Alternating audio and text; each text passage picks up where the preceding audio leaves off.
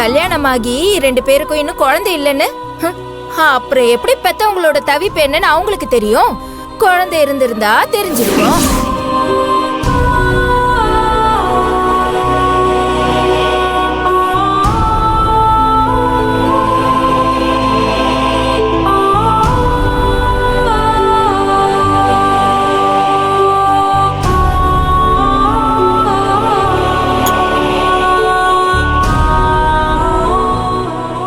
வேலு,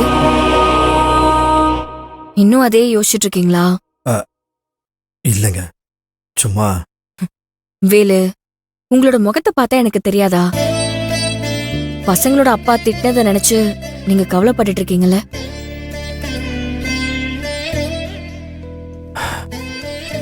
ஆமாங்க, இதுவரைக்கும் யாரும் நான் தப்பு பண்ணிட்டேன்னு என்ன சட்டையை பிடிச்சதில்ல. அப்படி பிடிச்சவங்கள நான் சும்மா விட்டதும் இல்லை. ஆனா இன்னைக்கு என் மேல எந்த தப்பும் இல்லாதப்போ உண்மை என்னன்னு கூட தெரியாம வாசு சார் என் சட்டையை பிடிச்சிட்டாரு. நான் என்ன தப்பு பண்ணேன்? அதாங்க என்னால தாங்கிக்க முடியல. நீங்க எந்த தப்பும் பண்ணல வேலு. அவங்க தான் குழந்தைய காணோங்கிற பதட்டத்துல அப்படி நடந்துக்கிட்டாங்க. தப்பு குழந்தைங்க மேலதான். அந்த பசங்களை காணோன்னு வினோதனையும் வாசுவும் ரொம்ப பயந்துட்டாங்க. அத நான் கூட இருந்து பார்த்தேன். அந்த கோவத்துல உண்மை என்னன்னு தெரியாம உங்க மேல அவங்க ஆத்திரப்பட்டாங்க. எனக்கும் குழந்தைங்களை காணோன்னு தேடுவாங்கன்னு தெரியும் செல்வி. அதனாலதான் உங்களுக்கு ஃபோன் பண்ணி சொல்லிடலான்னு உங்களுக்கு ஃபோன் பண்ணேன். ஆனா பாருங்க, என் நேரம் ஃபோன் சுவிட்ச் ஆஃப் ஆயிடுச்சு. நீங்க அப்போ வேற யாரோட போன்ல இருந்தாவது எனக்கு ஒரு கால் பண்ணிருக்கலாம்ல. ரொம்ப நேரமா காணாம தேடி அலைஞ்சு அவங்க போலீஸ் கிட்ட போற டைம்ல தான் நீங்க வந்தீங்க. கொஞ்சம் முன்னாடி நீங்க வந்திருந்தாலும் அவங்களுக்கு அது எதுவுமே தெரிஞ்சிருக்காது. ஏதாவது ஒண்ணு பேசி சமாளிச்சிருக்கலாம். தப்பு உங்ககிட்டயும் இருக்கு வேலு. நீங்க சொல்றது உண்மைதாங்க. நான் தான் பசங்க ஆசைப்பட்டாங்கன்னு ரொம்ப நேரம் அவங்கள கூப்பிட்டு வெளியே சுத்திட்டு இருந்தேன். என் மேலையும் தப்பு இருக்குங்க. வேலு, நீங்க எதுக்கு இப்படி உட்கார்ந்துகிட்டு கவலைப்பட்டுட்டு இருக்கீங்க? நடந்த விஷயத்தெல்லாம் மறந்துருங்க.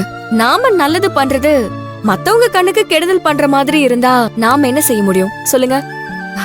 அதை விட்டு நாம அடுத்த வேலையை பார்ப்போம். என்னால அப்படி ஈஸியா விட முடியல செல்வி. உங்களுக்கு தெரியாது, பசங்க எவ்வளவு சந்தோஷமா இருந்தாங்க தெரியுமா? கௌதம், மதி, திவ்யா 3 பேர் ரொம்ப நல்ல பசங்க. அவங்க பெருசா ஸ்கூலையும் தாண்டி வேற எதுவும் பார்த்ததில்ல போல. எனக்கு அதை வாங்கி கொடுங்க இதை வாங்கி கொடுங்கன்னு உரிமையா கேட்கும்போது என் மனசுக்கு ரொம்ப சந்தோஷமா இருந்துச்சு. எனக்கும் அவங்களோட இருந்தது ரொம்ப பிடிச்சிருந்துச்சு. கௌதமுக்கு அப்பா இல்லைன்ற ஏக்கம் இருக்கு. அவன் என்ன அங்கிள்னு உரிமையா கூப்பிடும்போது என்னால ஒன்றும் பண்ண முடியல. இங்க வாசு சார் இருந்தாலும் இதே தானே பண்ணியிருப்பாரு. உங்களோட மனசு எனக்கு தெரியும் வேலு. குழந்தைங்கன்னா உங்களுக்கு ரொம்ப பிடிக்கும். நீங்க அந்த பசங்க சந்தோஷமா இருக்கணும்னு நினைச்சு எல்லாத்தையும் வாங்கி கொடுத்தீங்க. ஆனா அந்த பிள்ளைங்களை தேடுறவங்களுக்கு அதெல்லாம் தெரியாதுல்ல. நீங்க பண்ண நல்லது எதுவுமே தெரியாம உங்ககிட்ட அப்படிலாம் நடந்துக்கிட்டாங்க. நீங்க வேணா பாருங்க, சீக்கிரம் உங்களோட மனசு புரிஞ்சுக்கிட்டு அவங்களே சாரி கேட்பாங்க. எனக்கு அவங்க மன்னிப்பெல்லாம் தேவையில்லைங்க. அந்த பசங்களோட விருப்பத்தை நிறைவேற்றினல எனக்கு அதுவே போதும். அவங்க 3 பேரோட சந்தோஷத்துக்காக இப்பவும் நான் எது வேணாலும் பண்றதுக்கு தயாரா இருக்கேங்க. பாரா சார் இப்பதான் கொஞ்ச நேரத்துக்கு முன்னாடி சோகமா மூஞ்சி வச்சிட்டு இருந்தாரு, இப்ப அப்படியே உற்சாகமாயிட்டாரு. ஆமாங்க, நமக்கு பசங்க இருந்தா நான் எப்படி சந்தோஷமா இருப்பனோ அதை இந்த பசங்க சந்தோஷப்படுத்தி பார்த்ததுக்கு அப்புறம் தான் தெரிஞ்சது. அந்த ஒண்ணு போதுங்க எனக்கு. இப்ப புரியுது. குழந்தை மேல உள்ள பிரியத்தினால இங்க இவ்ளோ பெரிய பிரச்சனை நடக்கும்னு சார் தெரியாம இருந்திருக்கீங்க. ஆனா சத்தியமா இப்படியெல்லாம் ஆகும்னு நினைச்சு கூட பார்க்கலங்க. நடந்த பிரச்சனைக்கு நான் தான் காரணம். நான் அவங்க மேல உள்ள பாசத்துல அப்படி நடந்துக்கிட்டேன். நான் என்ன பண்றது? மத்தவங்க இத தப்பா தான் பாக்குறாங்க.